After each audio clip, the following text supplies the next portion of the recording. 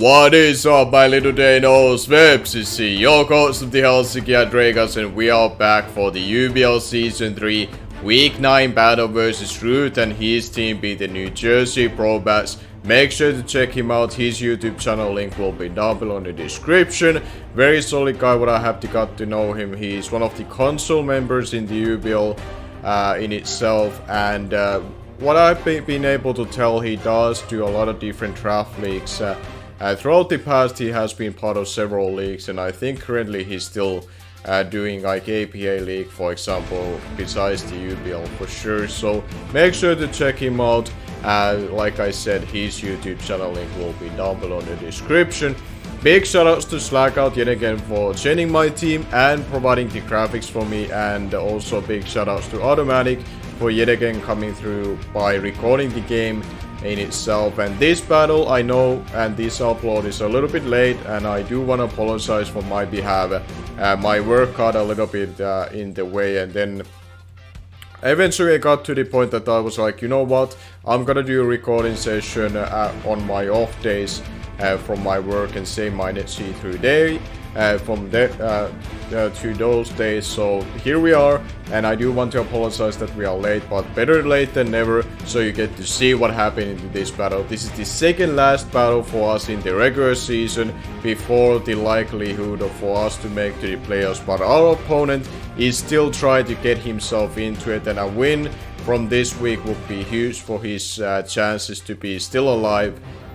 for the playoff race. For myself, I'm still racing for the #1 seed, which is definitely something that I'm highly interested in being able to accomplish, and see that who I'm able to manage to face then potentially as the 8th seed and the last team making to the playoffs. But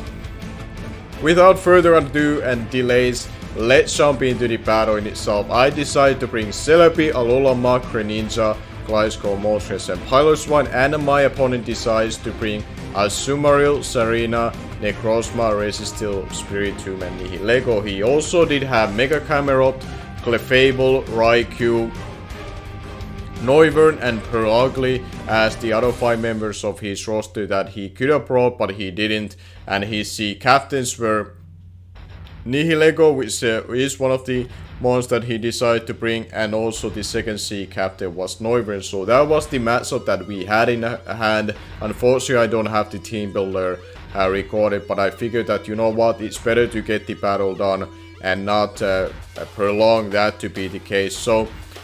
going into this matchup, I'm gonna be leading up with my Celebi because Azumarill is a huge threat versus my own team, and to the team of 6 that I'm bringing, I don't really have to save it switching into that monster if it's choice banded. So I knew that I have to lead up with something that can beat it 1v1 if that happens to be his lead of choice, and that is the mod that he leads up with. So here I'm gonna be making very obvious but safe play, going for the Energy Ball, which will be the grass type stat that I'm running this week versus my opponent, as he does make a swap into the Nihilego, which is pretty nice because we can kind of engage that is it potentially running Black Slug on it as a passive recovery, and we do get a good amount of chip. And after the Nihilego came in, I was like, you know what, Bob can come in relatively free here, as he does predict me to be swapping out and goes for the Stealth Rock. So good play from his behalf, getting those off, which is something that I need to take care of later on throughout the battle whenever I get my Gliscor in to defog them away, because I do bring defog on that thing because I have Moltres on my roster. I didn't want it to have to take the Stealth Rocks damage if I can help it with that. He does bring his Spiritomb as I go for the knockoff with Bob, because the knockoff was really free versus him. Versus the team of 6 that he decided to bring. Here I do make a very interesting play by going to Piloswine, but I figure that he's gonna be clicking either Will-O-Wisp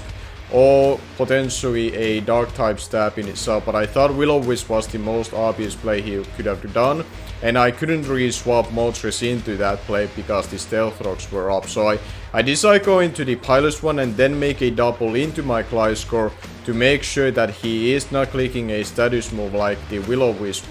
which I thought he would be clicking, but he did click Toxic in that turn instead. into my pilot spot. Eventually I was able to get to the point that where I wanted to be with my Gliscor, and that is to click defog on this turn, as he does go into his arena, and now he does go for the U-turn versus me, revealing that he is faster than me, so potentially he's running good amount of speed investment to do that, or he is a choice scout set, and now he does go into the Spirit Tomb, as I do get my defog off, and I do pack the Toxic on this set, which is really nice, because after the defog does go through, and his evasiveness goes off, I should be having a very free Toxic here, because his Toxic immunities do not want to switch into me, being Resistil and Nihilego, for example, to be his immunities, because obviously I'm a part ground type. So that was a very free Toxic for me in that sense, and knowing that I'm gonna be landing it, and he does reveal to have the Hidden Power Ice to hit my Gliscor, but because we are especially defensive this week, to be able to take on things like Nihilego and Raikou a lot better, with that bulk on the special side, we can eat that Hidden Power Ice really well, and now we can just basically just restall this thing, as he does try to predict me to be forced to swap out and go for the not second consistent, but does try to go for the Toxic, obviously not affecting my Gliscor, and now we do go for the Earthquake, as I want to whittle this thing down, because it is relatively annoying more for me to switching to in some instances. It does open room for example Celebi to have an easier time, and Greninja to be able to pick up this thing if it's been weakened, but he decides to just leave it in and getting worn down. This could have been potentially one of his defensive answers to my Mega Gallade, and Mega Gallade honestly did have a very rough matchup to extend, considering that it cannot really touch Spirit Tomb too hard unless it sets up. He had a potential unaware Clefable, he had a Necrozma on his roster, things like that, so it made a lot of sense for him to let it go down, because I didn't bring the Mega Gallade, for example, which I thought would be his reason that he brought it here. After he let that thing go down, he does bring his Choice Banded Azumarill, which I can tell based on that damage, and he was able to make a good prediction going for the knockoff. I made a very weird play going into a Lolo Mark, and this is potentially something that I have to regret on, because I do lose my Figgy Berry being knocked off there, but I wanted to engage that. Does he click Liquidation or Play Off on that turn? I didn't think he would click in Knockoff on that turn, but off the chance he would have done that, I couldn't swap into my Celebi if he went for that knockoff, because I could have died into that from full. So I had to make some sort of compromise in there, and losing the Figgy Berry on a Lolomark was the decision that I decided to do. After that, I did get a free chance to go for knockoff of my own, because I knew he was locked in and I can eliminate one of his items from there on out, unless his Nihilego would be packing Seamool, then I could tell that would be the case. But either way, he decided to bring his Resistil in, and I brought my Gliscor in because he can 1v1 this thing, and he does reveal to have double Stealth Rockers this week, which is a little bit annoying considering that I did decide to bring my Moltres, so this puts in my Gliscor in a position that I have to click defog, and this is a play that he was able to read really well. So Rewt is able to put himself a very good offensive position with the biggest trade-off versus my own team, being the Azumarill, and now he has a very free player off that he could have gone for, or a Liquidation. One of his stabs was really free for him to click versus me at this point, but because he chose to go for the player off, I knew my Moltres can come in for free, and here I decided to make a double, because I knew he's not gonna be staying in here, he's gonna be locked in. So I anticipate the Nihilego coming in, because he can resist my dual stab really well, and I don't pack the Hidden Power Crown or water or what have you to hit it too hard. So I have to make this kind of double play here, and I decide to go into my Gliscor because it gets a free Earthquake off versus this Nihilego or whatever would be coming in, and he does go into this arena, eating this Earthquake relatively well, and I am able to do some damage into this thing. And based on that damage, it looks to be more of a offensive as arena in itself, and that makes a lot of sense because it was able to outspeed me here. I do make a little bit of over prediction, expect him to go for a U-turn like last time, thinking that my Moltres would be very safe switching, which in a hindsight now I should have done for in this situation, but I try to be a little bit too cheeky on that turn, thinking that he will click U-turn and thinking that, oh shit, he actually stayed in instead of Moltres, and then he would have to swap into something that takes the Earthquake. But that was a misplay for my behalf. I should have done this earlier, but now because I didn't do it, he was able to read that really well, and now he gets me on the turn when I go into the Moltres on his Power Whip. So, and here he was able to bring his Nihilego in and go for the Power Gem versus my Gliscor, which I had to bring in on this turn in itself. And this is very rough because my Gliscor has been worn down a little bit because of the Power Whip, and that does suck if this Nihilego proves to be a Choice Scarf in late game. So Piloswine or Gliscor has to be in a very high health to deal with this thing, and I do decide now to bring the Piloswine in, realizing that that was actually a misplay for me to try to go into my Gliscor on that Pacific turn. I really thought he would be clicking Stealth Rocks on that turn, and that's why I went into Gliscor, but off the chance he would attack me, that was a misplay from my behalf. And now that Piloswine came in, I figured that, you know what, I have to address the thing what is in front of me. Off the chance he is a C move, and he would think that I would be in a range, but I'm a very specially defensive Piloswine, so I was hoping that maybe he doesn't think I'm as specially defensive, goes for the C move, and then I can kill it, but that wasn't the case. He did swap out into his Serena, and now he knew fully well that I have to be swapping out. That was a turn that I could have gone for a rest, because I do pack it on my Piloswine, but because I didn't do that, he was able to read that really well, position himself really well with the Nihilego yet again, and now he's able to go for the Power Gem, I believe, yet again, as I do predict that, and go into my Celebi this time around. I do go into my Celebi knowing that this thing is a poison type, but I do want to engage the fact that this is a Choice Scarf or not, and I do make a double into Greninja of all things. But if it would not be Choice Scarf, I knew I can take any one hit, and then I can blow it back with the Hydro Bomb from there. And that is the reasoning why I did that play. If it would have been Choice Scarf, that would have been a very bad play, because then I could have gotten 2-shotted from there. But I would have thought that if he's Choice Scarf, he would not stay in on that turn, and that's why I did the play into Greninja. And now I get the U-turn off as he goes into the Resistil and Hero. Thankfully I was still high enough of health that I can take the Seismic Toss and Toxic Recall, but he does go for the Stealth Rocks with the Resistil on this turn, which means that I do decide to go for the rest, because this was the one mon that I can still get my rest off for free with my Piloswine and keep this thing alive and healthy for the Nihilego. Off the chance it would be a Choice Scarf set, because if it's Choice Scarf, I don't have anything on my team to outspeed it, and I don't pack the proper priority to pick it off with the team of 6 that I'm bringing. So that was a priority that I need to assess on that turn, and now that the Resistil is behind the sub, I decide to go into my Celebi, and this is where a Wet Potato preparation will be showcasing that I made a mistake on my prep. And by the way, my preparation this week was really rushed, because I didn't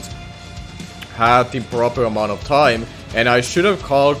for what is about to happen, in a sense that I only relied on a showdown cogs as I was doing this, to make sure that the Seismic Tosses won't be breaking my sub. But after that, both of us are sitting behind the sub, and he's eventually gonna be going for the Seismic Toss on me. I already spoiled it's gonna be breaking my sub, because I'm missing out a literally 1 HP point to be able to secure that these substitutes won't be breaking my sub. But that was a Wet Potato prep for my behalf. I completely forgot about checking this on level 50, that I had the proper HP number, and I relied on too much on the showdown cogs. Even if I went to go through and check it right now, it would tell me that Seismic Toss would do under 25%, but based on my HP number, that's not obviously the case, because he's breaking my sub. So now I'm kinda in a position that, do I try to PP stall him with the recovers, or do I try to just finish this thing off and keep myself in a relatively good health for the Azumarill not to be able to pick me off with the Aqua Jet. So I'm trying to kinda make most out of the situation that I put myself into, to be a Wet Potato with my prep with the Seismic Toss shenanigans. Like, this is such a mistake that I felt like I would not be doing if I really emphasized on prep enough. and I really made sure of every single situation was optimal. But this is where the preparation and just rely on showdown cogs and not really doing your research properly when you're not completely sure how the mechanic works and how the cogs actually works versus a certain move like a seismic toss kind of bites me in the butt right now. Because if I had the proper HP number, I would be able to keep myself really healthy and behind a substitute before finishing off this resistor. But instead of that, I kind of had to outplay him a little bit over there with the few turns and be able to eventually finish it off on a turn that I'm still in half amount of health basically where I'm at, and that should be good enough to still be able to revenge kill the Azumarill if I'm able to keep myself in that amount of range. But now his Serena is able to come in and he does get the U-turn off, and this is now being a turn that I tried to get the flame body burn, which would have been really nice because then the U-turns won't be doing as much to Celebi if I ever have to take one. But I wasn't able to get the Z move off, and now he brought his Necrozma, and I'm like, oh shit. This might be a setup Necrozma, so I do have the speed investment to outspeed a Necrozma by a good amount, and I do happen to be modest nature Moltres here, so I'm like, Moltremod, this is a roll, kind of like a 43% chance for me to all-go from full if you can get that. But we don't get that. He is gonna go for the Autotomize, and he lives on literally, I wanna say that's 1 HP, but it might not be just 1 HP, it could be like 3, but basically it's like literally just a very thin paper amount of health that he's able to have on his HP bar left. So if I would have been able to snatch that roll there, we would have been in a great position, but instead of that, my pillow, the pilot's one, has to come in on this turn because I don't have the priority on my other thing like Greninja for example. So I have to take unnecessary photo geyser from this Necrozma, and I have to be like, be my pillow, come on, get the sleep talk, right? Get one of your attacking moves over here and you get a rest. And I'm like, be my pillow, more like be like potato at this moment. Come on, pilot's one, I really needed you to get that sleep target turn properly, because I really needed this thing as well to be healthy for the potential Choice Scarf Nihilego, which is looking like a huge threat at this point if I'm not able to get myself relatively healthy with either with the Gliscor or the Pilot's Wine in itself. So now we are in a tough position in that regard, and my only way out of this is that I'm able to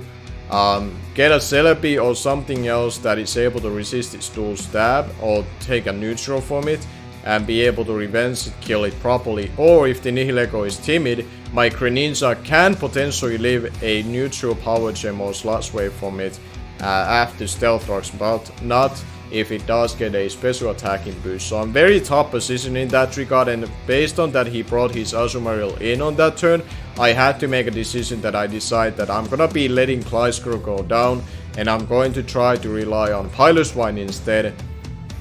to potentially leave a one hit from it, like a power gem or sludge wave thanks to Eviolite and the special bulk that I have on it. And here I do go for the energy ball, hoping that I would be able to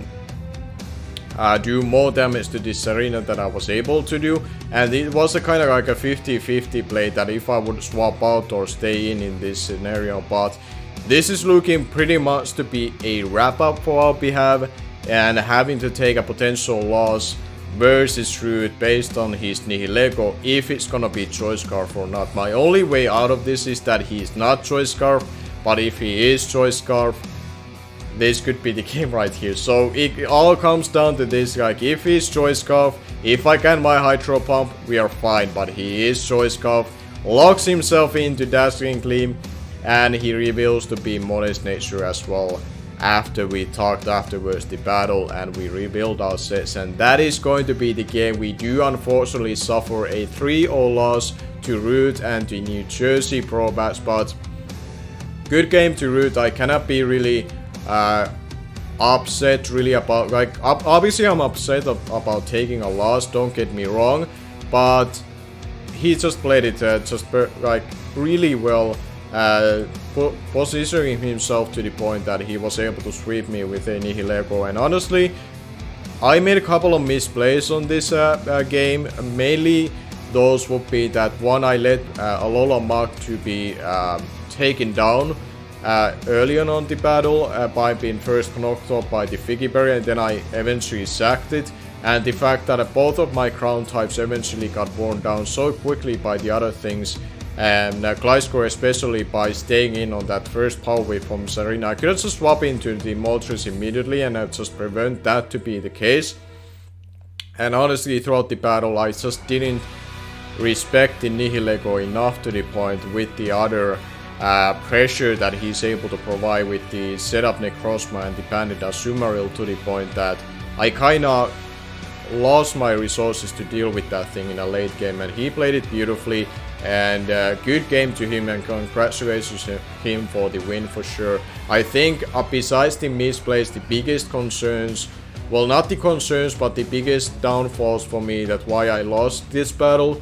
was honestly throughout my prep. I cannot prep like this going to the playoffs, which is right about the corner, and we still have one more week to bounce back before the playoffs start versus the defending champion TheChoiceSpecs and his Baltimore Orioles, which is gonna be a very fun battle for sure, to battle him after such a long time. Last time being in the UBC Season 5 semifinals, where I was able to beat him, but that's been like over maybe 2 years by now when that happened. So it's been a long time that we have faced each other, and I have to step up my game and really re-emphasize the momentum that I was having over here, and not let this loss potentially start a losing curve yet again on the wrong point of the season. But either way, that is going to be the week 9 battle. Stay tuned for the week 10 battle. It should be going out tomorrow if everything goes right from my behalf, or very least on Saturday. Hopefully I get the battle recorded by then from Automatthic. I believe he's gonna be helping me out on that regard, and hopefully all the other things kind of fall in line and I get it on time. But stay tuned for that. That is gonna be the final week for us in the regular season. We should be still in a playoff race. Now it's just more about that which seeding we are gonna be landing on ourselves, and finding out who we go up against in playoffs. But I do want to bounce back next week, make sure that we are in a positive vibes going to the playoffs, and ensuring that we are more prepared what is up and coming there than we were here on this week. But besides all that, thank you all for watching. Sorry about the delay, but until next time for the week 10 battle versus TheChoiceSpecs, thank you all for watching, and I'm gonna be see you guys later.